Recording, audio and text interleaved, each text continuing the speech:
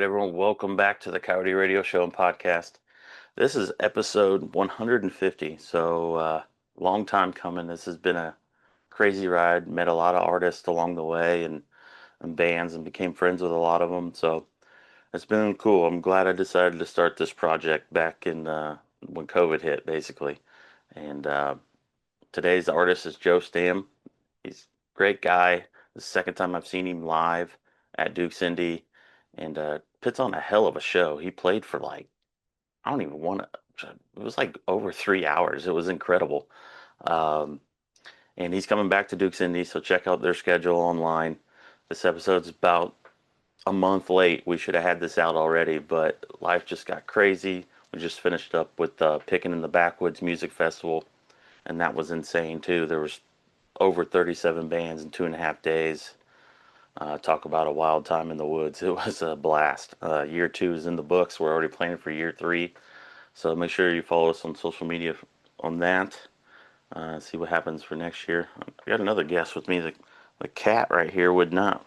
Old Blackjack wouldn't get off the computer or off my lap. So I guess he's just going to be the feature on this show.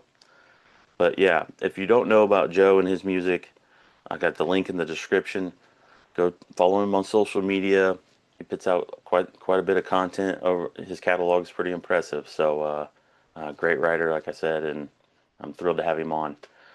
We talk about live music, touring, the whole deal in this episode, and we're hanging out down in the green room at Duke's Indy just before his set.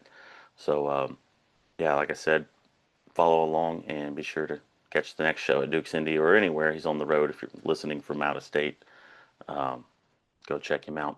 But before we do talk to Joe, I got to say thank you to Jam Nation and Dukes for sponsoring this podcast. We really do try and shine light on what we consider good, authentic, country music, grassroots music, folk music, blues, anything with a little bit of grit and authentic taste. It's hard to come by these days. The radio is always jamming stuff down our throats. It's really commercialized a little bit too much and just becomes fake and plastic. And we try and highlight the artists that we think are legit. So I got links in the description, like I said, to all the stuff we're talking about. But all right, that's enough babbling. What do you think, Blackjack? Should we go talk to Joe? See what he's up to? I think we're ready. So, all right, stay tuned.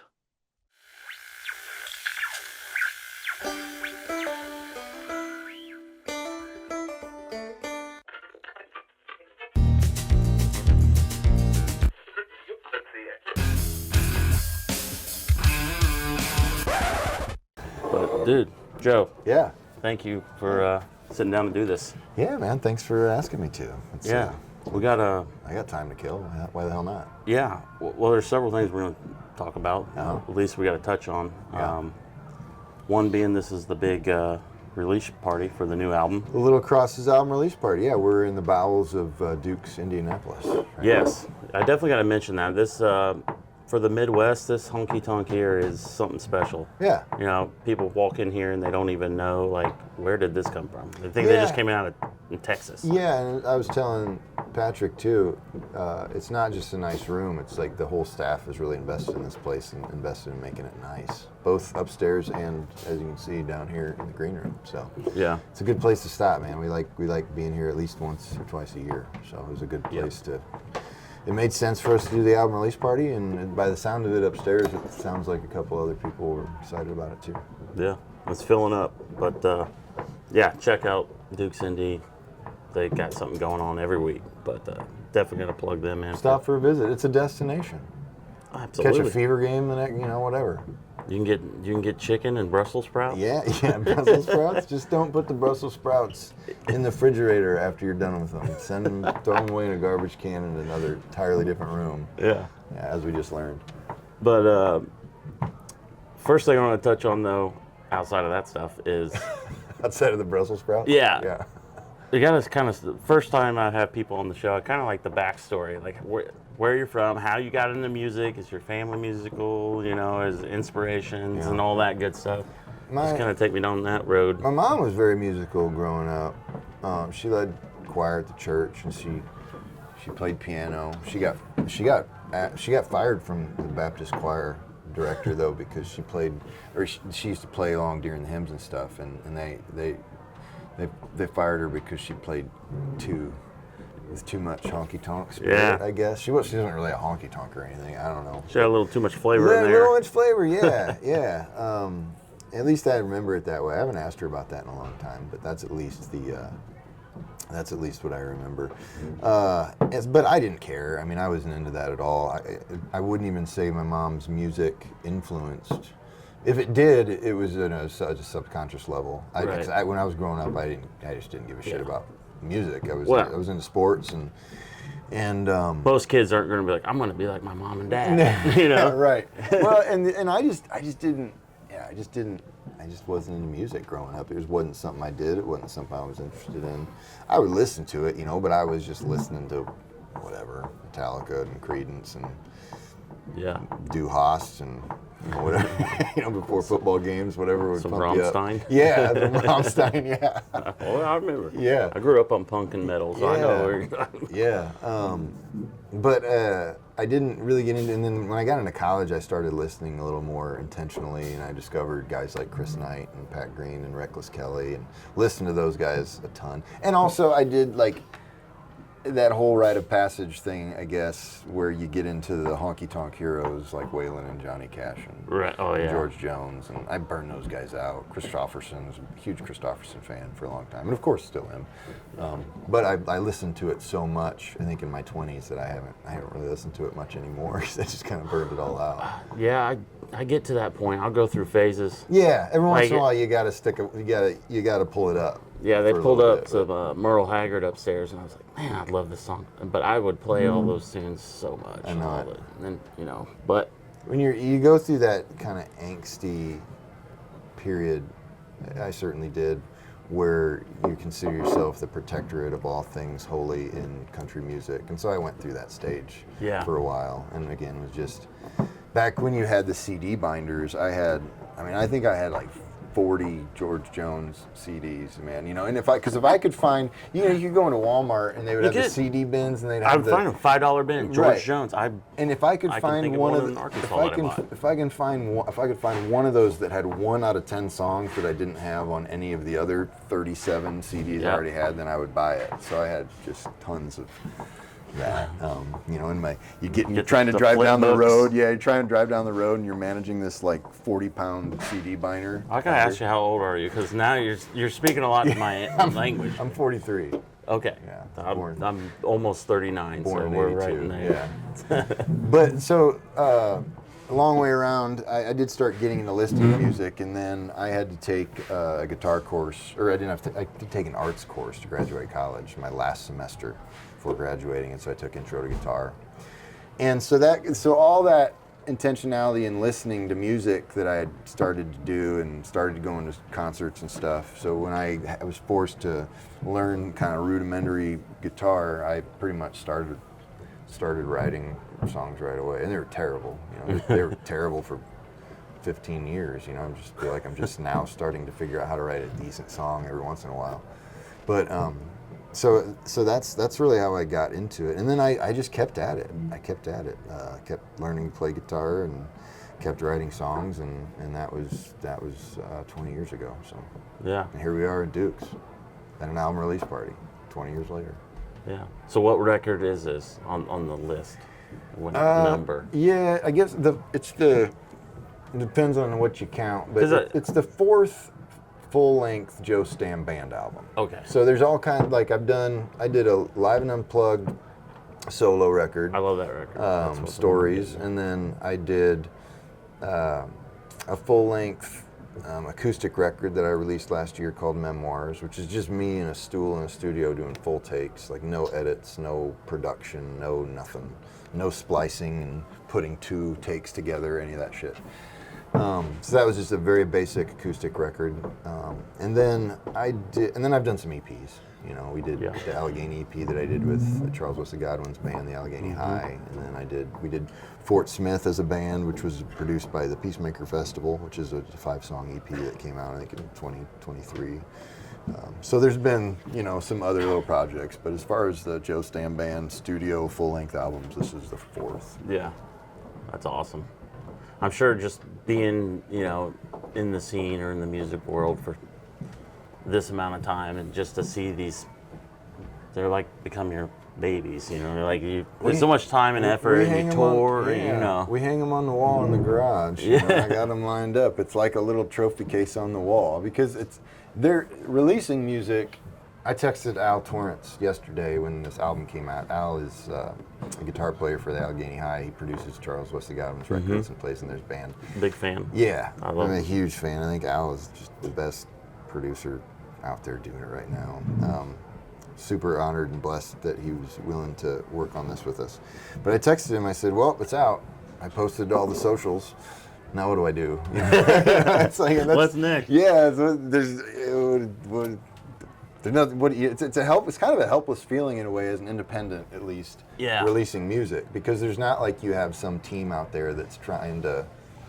We have a small team that I've built that's in house, but I mean we don't have connections. We're not getting Rolling Stone to write features on us. I mean, we probably if you pay them enough. We've probably tried. Yeah, I don't know how that works. There's a lot of people that pay to get articles by the Rolling Stone. Yeah, I'm just not going to do that. Yeah, it's just not something I'm going to spend my money on. So yeah, there is kind of this numb, helpless feeling after you release a record as an independent. And it's like, all right, what do you do? Well, one thing you do is you take it, put it in a frame, and hang it on the wall in my garage next to the other ones I've done. At least you can look up there and kind of visualize the accomplishment that is just making a record, you know, which I think it is. I think anybody that takes the time and effort and energy to write a record, record a record, and release a record should be proud of that. No matter whether the songs are good or not, really, just because it's a lot of commitment, it's a lot of time, it's a lot of energy. And you're being pretty vulnerable, especially with your type of writing. Like you're putting yourself all out there for the public, and you're releasing all this stuff that's a lot of it's very private, and Yeah, and some of it, it's weird. I saw a comment. Saving Country Music did a review on this record that I posted a link to today and asked people what they thought about the review. And somebody actually commented that they didn't feel like the songs, they said they liked the record, but they didn't feel like the songs were as personal as some of my past releases, which just kind of took me aback a little bit because honestly, I think this one is probably one of my more vulnerable records. Now, I'm not always going to tell people which ones are the ones that are super personal and what they necessarily mean to me. That's not a level of transparency I'm always willing to go down, but yeah, you're taking something that is very personal to you, and then you're just putting it out there in the world for people to ignore, largely, or maybe somebody like, or maybe or not like, Yeah. But it's I always say that our records have always been met with critical indifference. Yeah. And that's just you got to be prepared for that if you're going to be an independent musician trying to make records. But there's a joy in it nonetheless that you have to have in order to sustain any type of recording and career. Right. And that guy that made that type of comment, I mean, it could have just been something like he hadn't been through something of one of those particular songs, so he couldn't relate as much as someone else. It's a totally fair assessment. Yeah. Just because that person doesn't realize and some of the songs are not, some of the songs are not, they're just me coming up with stories, and I don't necessarily have, but they don't know which ones are which, to be honest, and I can't blame them for that. So if they're not, for some reason, sensing that in the songs or in the recordings, then so be it. That's no big deal. Yeah. How would you say, like, your newest record out, is different from the others? Like what? It's the first one that we didn't self-produce. So it's the first one where we actually had a producer. Our process is that I'll write a bunch of songs, and then we'll rent an Airbnb out, the band and I will, and we'll go away. Usually it's in the winter time when during our off time, and we'll go away for a week, and set up in some living room in an Airbnb with Dave, our guitar player, he can record stuff and mix it. And so we make demos and we just go through these songs and come up with ideas and arrangements and all that stuff. And then we'll go in the studio after we've rehearsed the shit out of it, and out of these demos, and made decisions and tweaks and everything, and we'll record them. This is the first time where I felt like we didn't have to have the songs 100% there, because I knew that Al was a very capable producer, as well as player. He played a ton of stuff on this record. Sang the harmonies, did a bunch of utility work, and came up with synth sounds and keyboard sounds that that we just haven't had the capacity to do, and just created vision. So I felt like with these demos this time around, I was comfortable with being about 80% there, whereas before we were going in the studio and largely making all of our own decisions. So I would kind of need them to be almost 98% there, and it was just all us producing them. And I think I just think that there's a depth to this record sonically, that's and a nuance to this record that is just, that wasn't quite as much there in past records. And I also think the writing's better. I think I'm biased to that. I think the songwriter always thinks what they're doing now is better than what they've done before. But I think a lot of these songs are at a higher tier. But ultimately, that's for everybody else to decide. It's a record I'm proud of, and I think it represents evolution and growth in what we're doing. But everybody says that about what they've got going on. Yeah. So, I don't know. It's not for me to say almost. Me personally, I am such a, I am big into the lyrical standpoint and like the writing process and like how people go about things, and and that's why I like your Unplugged Live record and your memoirs. I need to get that before I leave. We can probably set you up with it. I might even have a coupon for you. I'm gonna cut those out. Yeah. But me just being a huge music fan is like, okay, if you can write a song and sit down with just you and your guitar, not do all that fancy splicing and extra stuff, and tell your story and somehow, captivate someone or whatever emotional, music's all about emotion and feel. Yeah. And if you can do that with just you and your guitar, all the other stuff kind of comes into place, in my opinion. But so like I always lean towards those stripped back stuff. And, so me too. I'm a huge Chris Knight fan. I just saw some pictures with you. Were you with him recently? Wednesday and Thursday. This is Saturday for you folks who are totally out of context right now.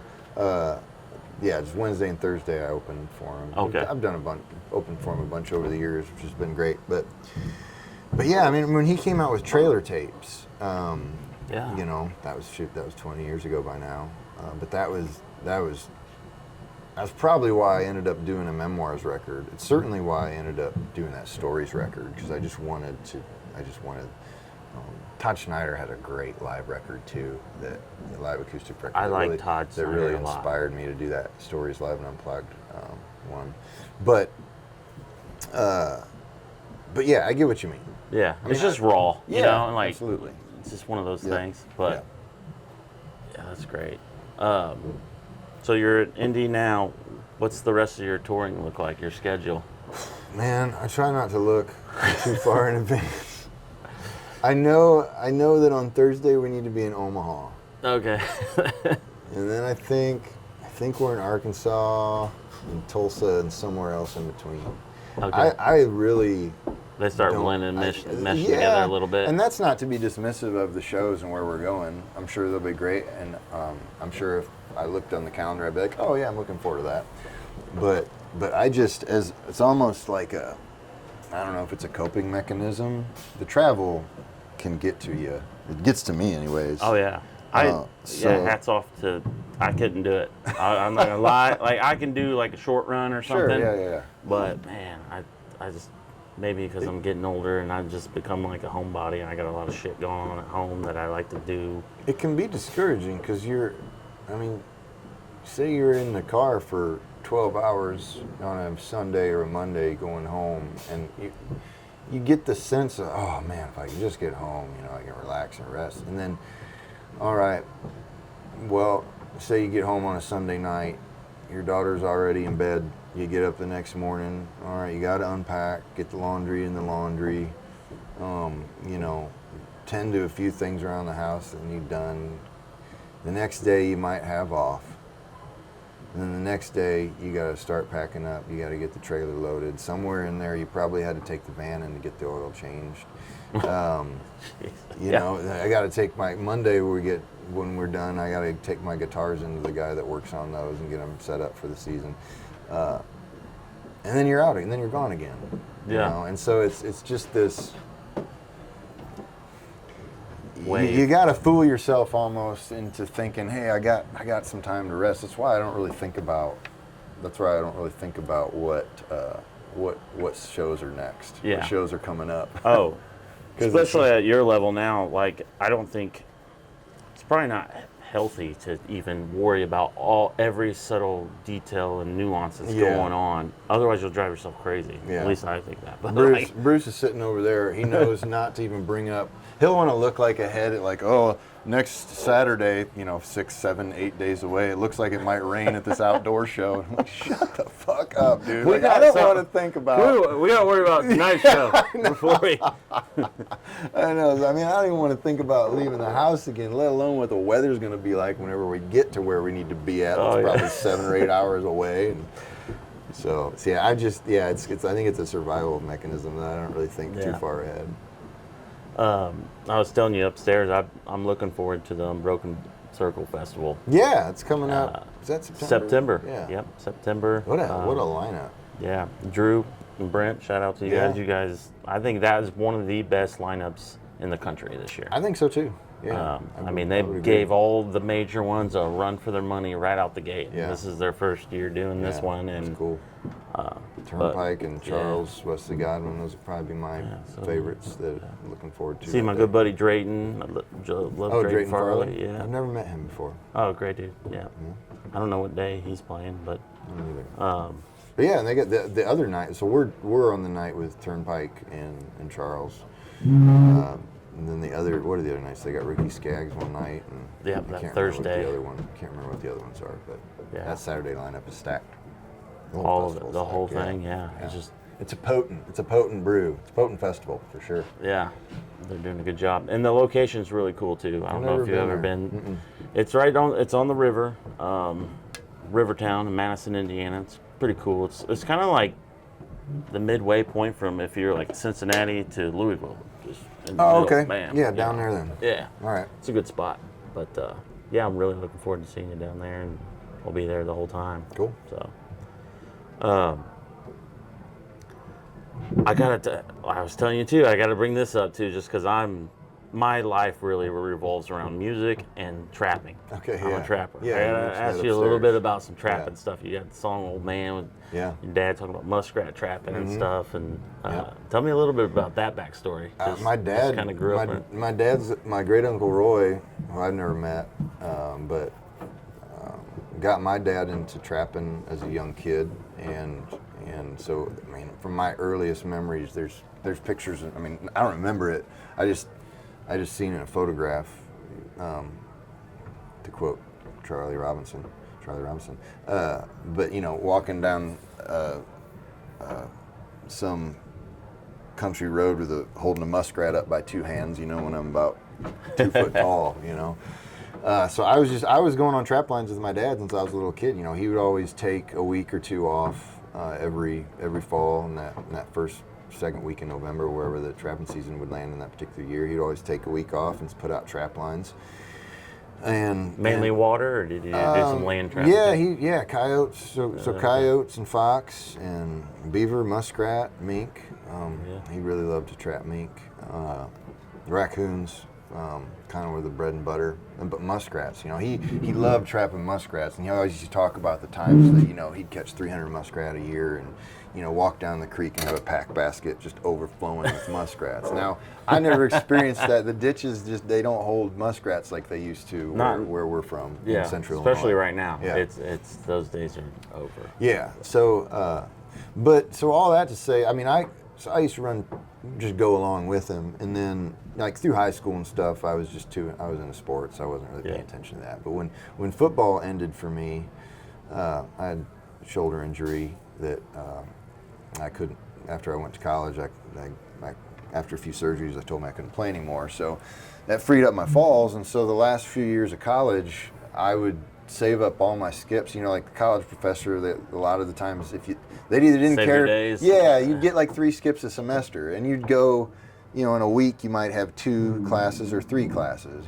But so I would save up all my skips for that first week in November 5th, or that whatever that the week opening was. Yeah, the opening week. week. And I just tell him, all right, I'm gonna be gone, for a week. And so I'd go home, and my dad and me would put out a trap line for a week, and he'd absorb all the costs and then still split the fur bill with me. Well, that's nice. So, yeah. so it was just kind of a way that we could spend time together, and it was a way for me to. And then those fur checks, that would be my spending cash like the whole spring semester. Yeah. So yeah, we'd go out and we'd walk ditches for a week and catch a lot of possums and a lot of raccoons. Eventually, so when I graduated college, then and I got my own job, I always wanted a coonhound though. Yeah. Always wanted one. Ever since I'd seen where the red fern grows, I wanted a red bone. And my dad would never get one because he knew he had coonhounds before. His best friend was a coon hunter. And we'd go along with Kenny, his friend, but he knew what the responsibility for keeping a coon dog was, so he wasn't about to ever let me have one. But I went and got one as soon as I was out of college, pretty much. I was living in St. Charles suburbs, commuting an hour of work to work, an hour back every day, so I'd be going for like 10 hours, poor red-bone coonhound in the suburbs of Chicago, pissing in its crate. He's like, man, you better take me on a run soon. So, but fortunately for Ruby, that red bone, who is actually our band logo, is my first coonhound. Fortunately, I got laid off and had to move out of the suburbs, move back home, and my dad's buddy I was just telling you about, Kenny Parr, he helped me train her, and she was an incredible coonhound. Yeah. And so once I started coon hunting, like that's all I wanted to do. Like I wasn't. You can't like trapping and coon hunting don't really mix because one you get up first crack of dawn, and the other one you stay out late. With the dog running in the do woods. both would be tip. I know a couple guys, they just go through spurts or whatever, but to do both is difficult for sure. I was into it hardcore, man, for a while, and then Ruby was an incredible dog, and she passed away in 2015, and when she was sick, I got my old dog that I still have. His name's Sam, and he was a good dog, but he just didn't get hunted like Ruby did, because by that time the band had started in 2013, so I was playing weekends by that time. I wasn't running a dog 4, 5, 6 nights a week anymore. So I ran Sam for quite a while, but just didn't hit it as hard. Ruby June, we'd bring in like 80 coons a year there for a while, back before she got sick. Sam, I don't know if he ever broke 30. It was just more like, all right, it's a Monday or Tuesday, and I'm home and take them out. Go out and just get outdoors. And have some fun. Once I quit my job and we started traveling and doing this full time and really devoting my time to music, it just kind of petered off. So a couple years, I think 2 years ago was my first year I didn't go hunting at all. So Sam's in retirement. The other thing is I got another red bone, fern, little red fern, and she's 5 now, and like I was gonna train her, but by this time we were really traveling, a lot more, and I just didn't have the interest or the time or the energy to put in what you need to put into a dog to make it a good dog. And you can't even get rid of the hides. Like you can't even sell most of the coon hides. The times have changed. When the market crashed there, late 80s and stuff, it's never really been the same. But I mean, I used to make $2,000 on coon hides like 10 years ago. I know a guy that bought his house with muskrat. Yeah. I'm serious. I'm dead serious. Like yeah. But because like 10 years ago, you could still get, maybe 10, 12 years ago, you could still get $30, $40 for the jumbo coons, and even the small ones they at least give you $1 for. Now, man, it's got to be I think coons. I haven't sold hides in a couple of years, but it's been like $2 or $3. They're only buying the large ones, yeah. And when they do, it's $2, $3. Mm-hmm. I mean, that's what I always tell everyone. You just gotta love it. You do it because you love it, and being outdoors. And I spend a lot of time with my father-in-law outdoors doing it, and then just it's more of no one ever paid me to go deer hunting or fishing. You know what I mean? No, so I sure. just kind of have that mindset, and just kind of the harvest to help kind of keep the population in check a little bit and stuff like that. And the nicer ones, I'll get a coat getting made right now for coyotes. Right. Just stuff like that. Yeah. No, I agree. I didn't have the heart with some waning interest, and with not having as much time. The combination of that, like I didn't have the heart to kill a coon and then to leave it lay in the woods. Yeah, I don't do that. So I'm gonna skin it regardless. And then the last couple of loads we took over, it's like they're throwing most of it back out the window at me, and then you end up needing to throw them in the ditch anyways. So all those factors, I stay, and now I have a daughter, so for the 3 or 4 nights out of the week, 2, 3, 4 nights out of the week, I'm home. I ain't gonna go out. Right. I ain't gonna go out and run around in the woods with the dog, or get up early and until she gets old enough, then you can start dragging. Go back. Yeah. I used to do this. Trust me. Yeah. It might come full circle. We'll see. Yeah. That's awesome. All right. Yeah, that was one of the things I was thinking. I just liked about what you were doing, and you got the songs about dogs and outdoor stuff that I can relate to. So that's part of it. Pretty big part of my life. We were just like blue collar outdoorsmen. My dad was just kind of he's kind of the mindset, like if we're gonna go out and have fun and spend in the woods, we're gonna figure out a way to make money doing it. If you're gonna go on a walk, you're gonna pick up cans. Yeah. And put them in, and then haul them in and make $5 on a bag of cans. If you're gonna go out and walk in the woods, you're gonna find some ginseng and dry that out and sell it. Or you're gonna walk down a ditch, you're gonna catch some muskrats and skin them and take them in and sell them. So that's just kind of. He was just kind of a scratching claw for everything.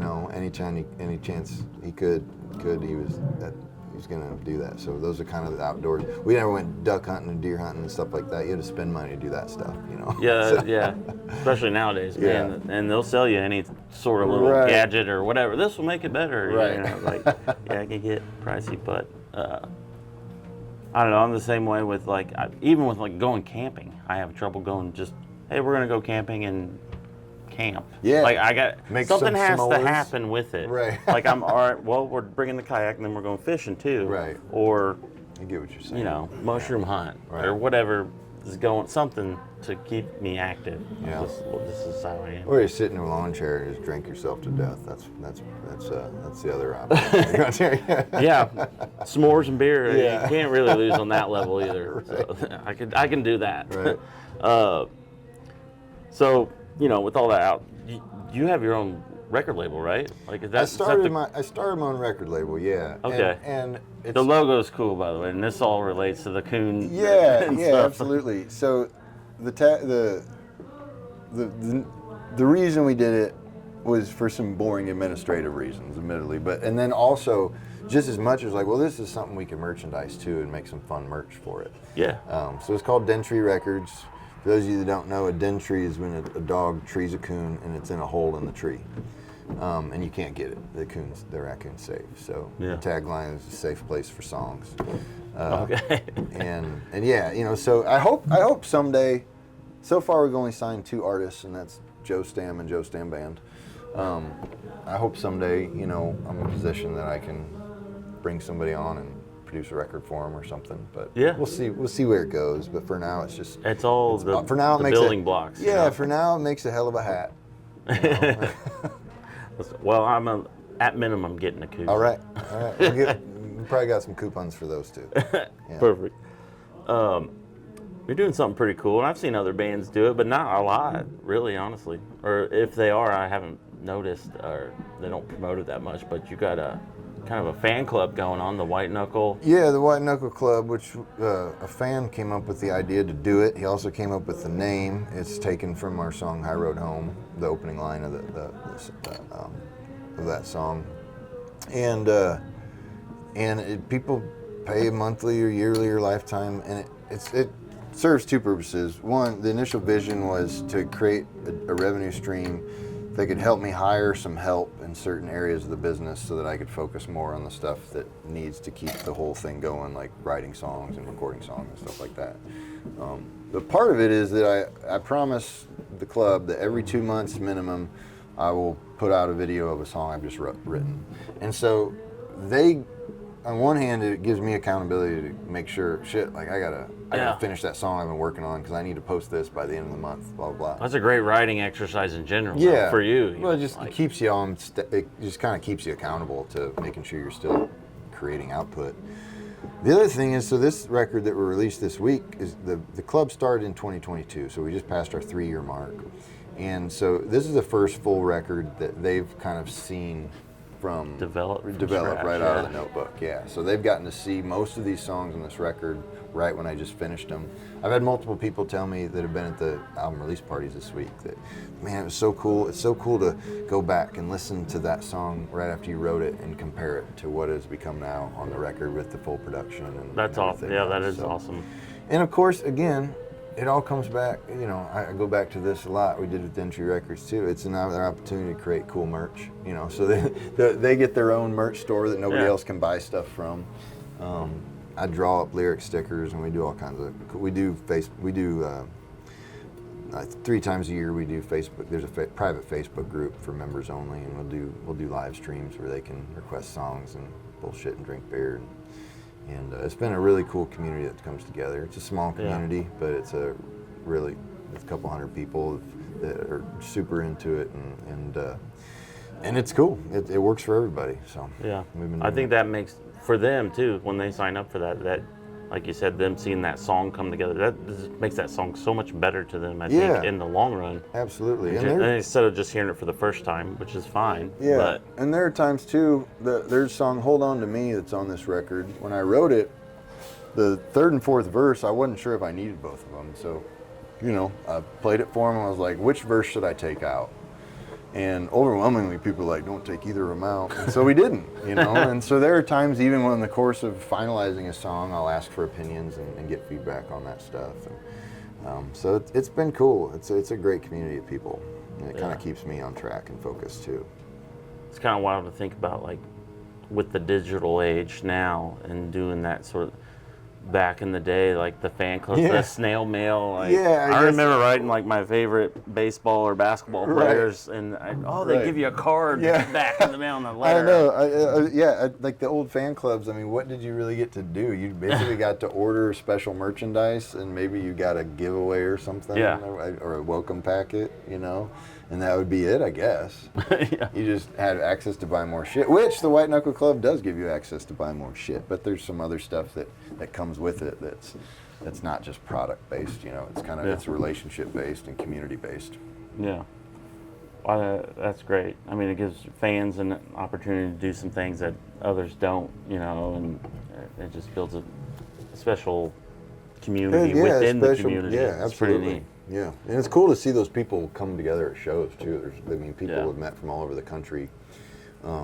People will travel to shows, and the White Knuckle Club will have these little pre-parties and get-togethers kind of around the shows. And it's been cool to see people meet and connect and interact and around the music, and without trying to sound too cheesy. I mean, that's what it's all about, in a sense. Yeah. It's really rewarding to see that community come together.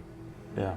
It's nice, and like even here tonight, and I don't know how often you do it, but just the opportunity to do the VIP thing. Yeah, you had 50 people come in here early. Yeah, we had to see a private show. Yeah, we cap it all. We capped it at 50, and try to keep that.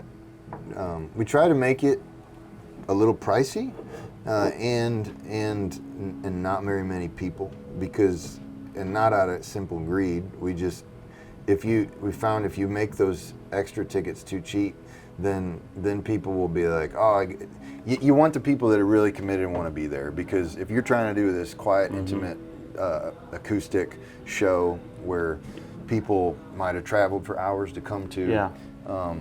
And you got somebody who the tickets were too cheap and they didn't care, so like, I'll give it a shot. Back And there they're back there drinking talking. and yelling about it only takes whatever. 1 or 2 people to ruin it for a whole Yeah. thing. So we make the tickets a little more expensive, and people got to get here early. And yeah, we just hang out. You know, great, that's kind yeah. of what those are. We don't do them all the time, but for special events, like we do Album release makes shows. sense. Yeah. My end of year show in Peoria, my birthday show in Peoria, my home city. You know, we'll do them for those too. And anytime there's kind of the opportunity to gather around a special event or moment, we'll do those. And they're always fun. Then I will say that the fan base and the audience here tonight, they were quiet. They were in fine tuning. They were here for the music, and that's what they got. Yeah. And Dukes does a great job with that too, by the way. Just having that neon sign that says "Please shut the fuck up" is so great. You know, that's like the nicest way you could put it. Yeah, right. Like, please. And you know, and overall, every show I don't even know how many shows I've been over. I live 20 minutes from here, so I'm in here like all the time. Right. But everyone's usually pretty good. Pretty and, respectful, yeah. Yeah. Every now and then a bachelor party will try and run in here, and that, you know. We'll have but, that. Yeah, we'll have that. But yeah, I get it. But no, it was good. It was a good turnout. Man, once again, thank you. Hey, thanks for and nice having me, meeting Justin. you. Yeah. Well, Nice like to I said, visit. I met you very briefly last We've time. met, but we haven't but- really had a chance to visit. Yeah. Yeah. Yeah, but this is great, and new record's great. Anything you want to say, like social media stuff? Like, where are you most active on there? Probably Facebook and Instagram. Okay. I got an X account where I go and I just say snarky things mostly, because the audience in X is so small for me. It's like 1,000 people, so I feel like I can go over there and say stupid shit and not worry about it, not feel like I'm gonna get a bunch of bad reactions. So, but yeah, I have a TikTok. Again, I go in there like once a month. But yeah, and there's a the website. JoeStammBand.com is kind of it's got the merch store, and you can get the White Knuckle Club access there, and that's pretty much where. And we got a newsletter, where I send off, hey, this is, and I write everything, so the newsletter comes from me. My posts come from me. We got a guy that posts our upcoming shows a couple times a week, but everything else comes from me. But that's other cool. than that, just make sure you spell my name right, and you'll be able to find me anywhere. There's 2 M's on anywhere there. you hang. Yeah, there's 2 M's on there. Yeah. So.